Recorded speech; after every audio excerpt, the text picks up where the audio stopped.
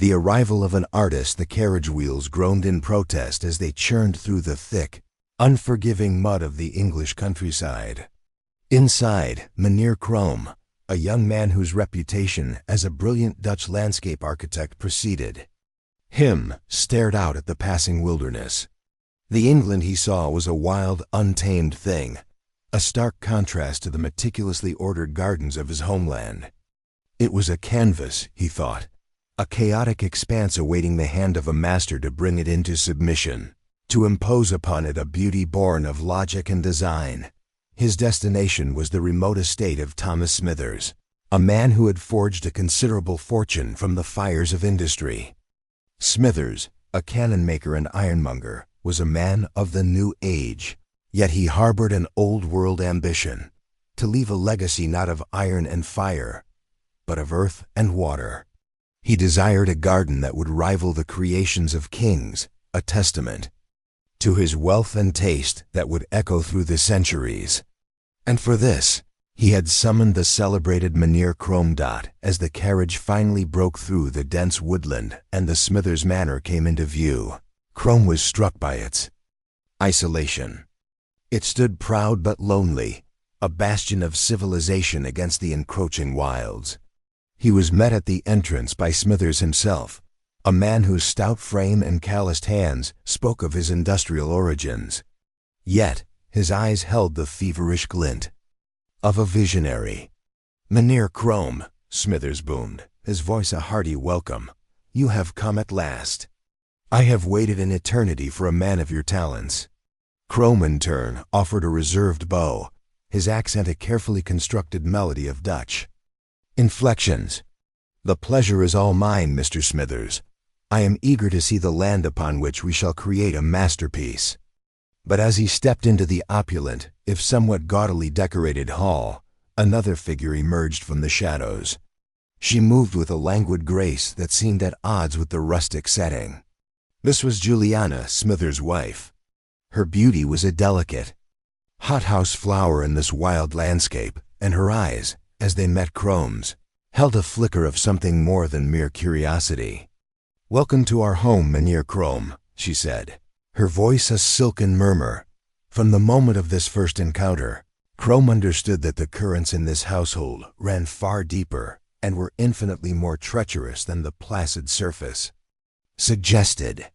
He was here to build a garden, but he had a sinking feeling that he would be navigating a labyrinth of human desires and deceptions, a landscape far more complex than any he had ever designed, a poisonous pact unbeknownst to the proud and ambitious Thomas Smithers. The arrival of Meneer Krome was not a matter of chance, but of careful, malicious design.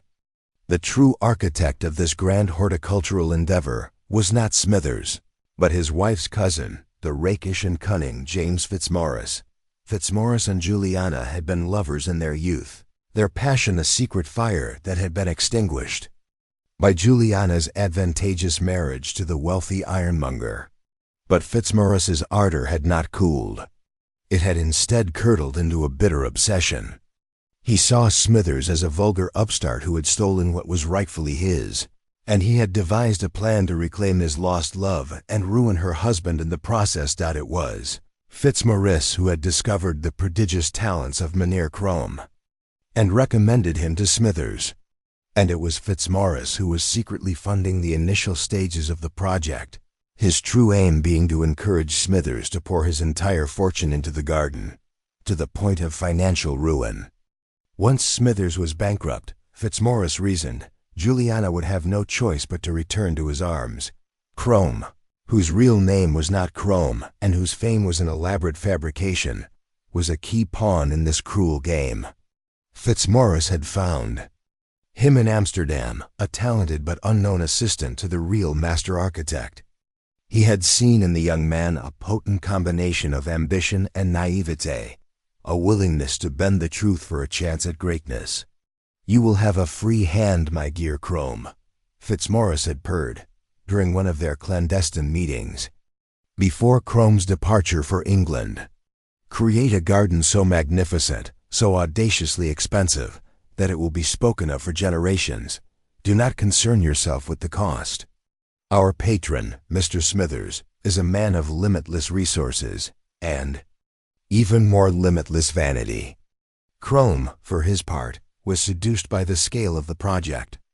It was a chance to bring his most extravagant visions to life, to make a name for himself that would eclipse that of his former master.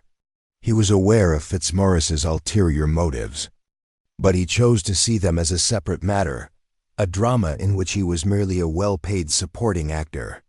He was an artist, he told himself, and his first duty was to his art. The passions and follies of the English aristocracy were not his concern. He was, however, beginning to realize that in this isolated world, it was impossible to remain a detached observer. The characters in this drama were not content to stay on the stage. They were drawing him into their tangled web of intrigue, the untamed daughter amidst the simmering tensions of the Smithers household.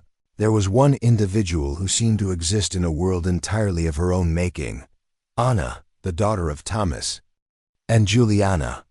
While her mother navigated the treacherous currents of society and her father obsessed over his grand legacy, Anna found her solace in the untamed corners of the estate and in the pages of a well-worn volume of Andrew Marvell's poetry. Her parents regarded her with a mixture of affection and exasperation. To them, she was a strange, otherworldly creature, her mind filled with fanciful notions and a disregard for the conventions of their world. They saw her communion with nature and her immersion in poetry as symptoms of a delicate, unstable mind, a condition to be cured rather than cultivated. To this end, they subjected her to a series of treatments at the hands of a stern and unyielding physician, whose remedies were often more cruel than curative. Crome first encountered Anna in a secluded part of the estate, a wild, overgrown area that was to be the site of his most ambitious creations. She was perched in the branches of an ancient oak, her gaze lost in the canopy above, the book of Marvell's poems resting in her lap. She regarded his arrival not with surprise, but with a quiet, appraising curiosity. "You are the garden man," she stated, her voice clear and without artifice. "I am," Crome replied, intrigued by her directness. "And you are Miss Smithers." "They call me Anna," she said, "though I sometimes feel that is not my true name." Over the ensuing days, Crome found himself increasingly drawn to Anna's unique perspective. She saw the world not as a thing to be conquered and reshaped, but as a living, breathing entity, full of secrets and wonders. She showed him the hidden language of the landscape, the subtle interplay of light and shadow, the resilience of the wildflowers that defied cultivation, that he, in turn, found himself explaining the principles of his own art to her, the logic and geometry that underpinned his designs. To his surprise, she understood him in a way that no one else had. She saw the poetry in his mathematics, the soul in his intricate plans. As he witnessed the harsh treatments she was forced to endure, a fierce compassion for her grew within him. He saw not a fragile, unstable mind, but a spirit that refused to be tamed, a wild, beautiful thing that her parents were trying to cage. He began to question the nature of his own work. Was he, too, trying to impose a rigid, artificial order on a world that was meant to be free? The lines of his grand design began to blur, and in their place, a new and far more dangerous emotion began to take root in his heart. The serpent in the garden. As the weeks turned into months, the garden began to take shape, a testament to Crome's vision and Smithers' ever-dwindling fortune. Hills were moved, streams were diverted, and exotic plants from the far corners of the globe were brought in to populate the increasingly elaborate landscape. The project was a marvel of engineering and artistry, but it was also a voracious beast, devouring Smithers' wealth at an alarming rate. For Fitzmaurice, observing from a distance, everything was proceeding according to his malevolent plan. But as he watched the unfolding drama, an unforeseen complication arose. Juliana. He had expected her to be a passive pawn in his game, a prize to be won once her husband was ruined. He had not anticipated that she would develop a fascination. of her own for the handsome young architect. Juliana, trapped in a loveless marriage with a man she respected but did not desire, saw in Chrome a spark of the passion that had long been absent from her life. She began to seek out his company, ostensibly to discuss the progress of the garden, but her true motives were far less innocent. She would find him in the half-finished grottos and along the newly laid paths, her conversation laced with innuendo, her glances lingering a moment too long. Chrome, for his part, was in a precarious position. He was aware of Juliana's advances and knew that to spurn them could jeopardize the entire project.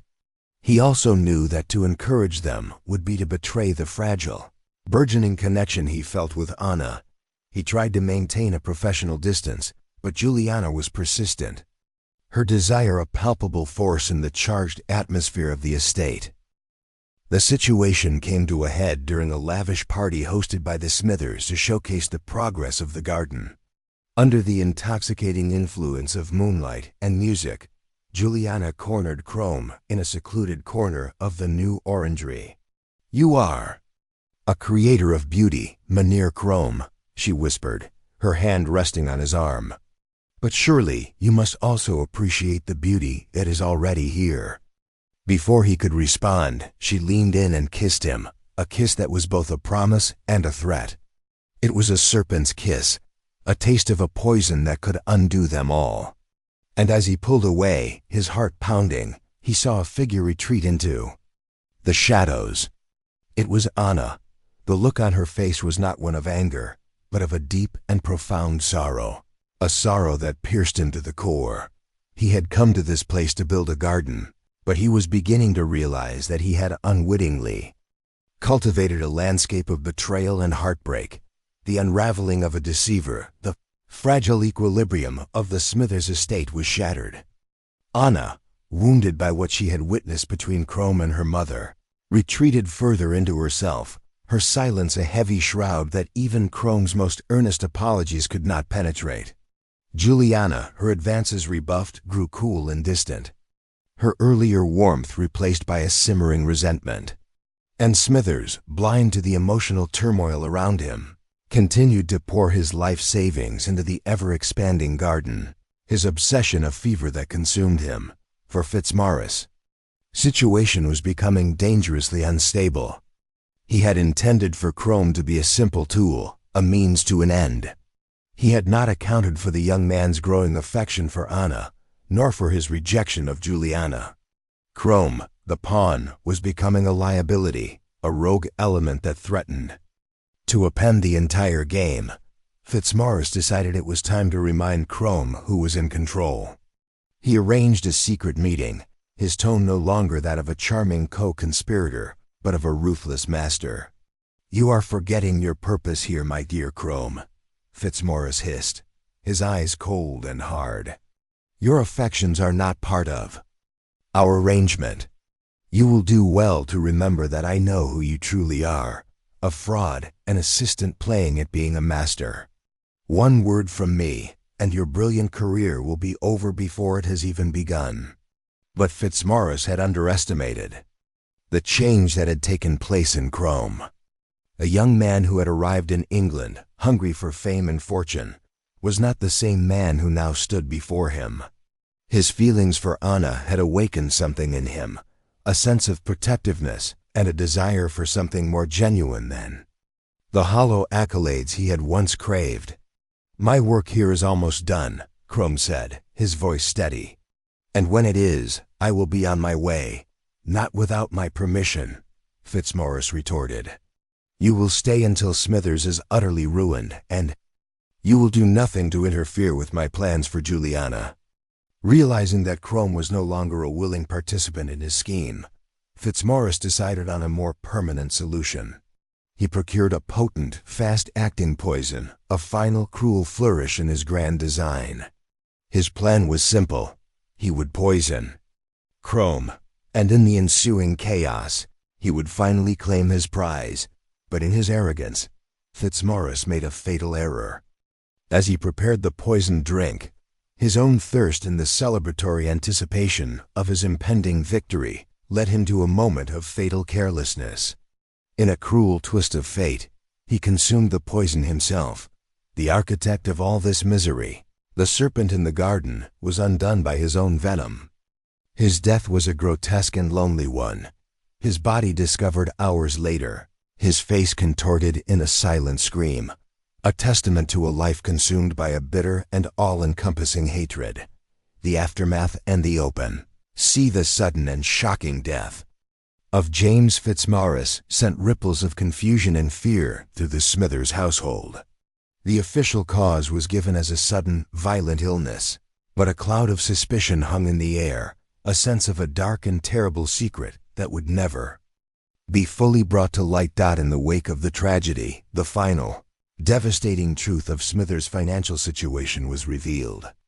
The garden, in all its magnificent ruinous glory, was complete, but it had cost him everything. He was a bankrupt man, his great fortune reduced to a landscape of beautiful, empty promises. Juliana, confronted with the reality of her husband's ruin and the death of the man who had orchestrated it, was forced to make a choice. The life of ease and passion that Fitzmaurice had promised her was gone, and in its place was a future of uncertainty with the man she had married for his wealth. In a moment of unexpected loyalty, or perhaps of weary resignation, she chose to stand by her husband. The dream of a grand legacy was gone, but in its place, a fragile, tentative bond began to form between them, forged in the ashes of their shared ambition. For Crome, the time for deception was over. He confessed everything to Anna, his true identity, his role in Fitzmaurice's scheme, the web of lies upon which he had built his brief and brilliant career. He expected her to turn away from him, to despise him for his part in her family's downfall. But Anna, who had always seen the world in a way that others could not, looked at him not with condemnation, but with a profound and unwavering understanding. She had never been in love with the celebrated Mynheer Crome. She had fallen for the man who saw the poetry in her soul, the man who had shown her a compassion that she had never known. Together, they walked away from the magnificent, tragic garden, a place that had been both a canvas for their dreams and a stage for their deceptions. They made their way to the coast, to the vast, open expanse of the sea. As they stood on the shore, the wind whipping at their clothes, Anna took out her well-worn book of Marvel's poems, the volume that had been her constant companion, her shield against a world that did not understand her. With a final, lingering look at its pages, she cast it into the waves. It was a gesture of liberation, a letting go of the past and an embrace of an unknown future. They had no grand design, no intricate plan to follow. They had only each other, and the endless, untamed horizon before them. And for the first time in a very long time, they were both truly free.